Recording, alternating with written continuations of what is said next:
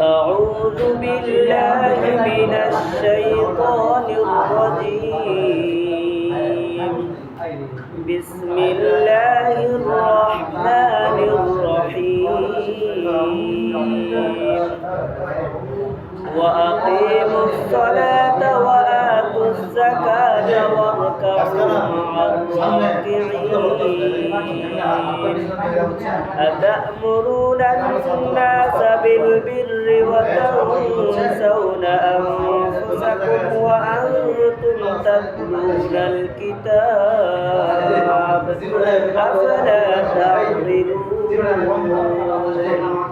واستعينوا بالصبر والصلاة وإنها لكبيرة إلا على الخاشعين الذين يظنون أنهم ملاقو ربهم وأنهم إليه راجعون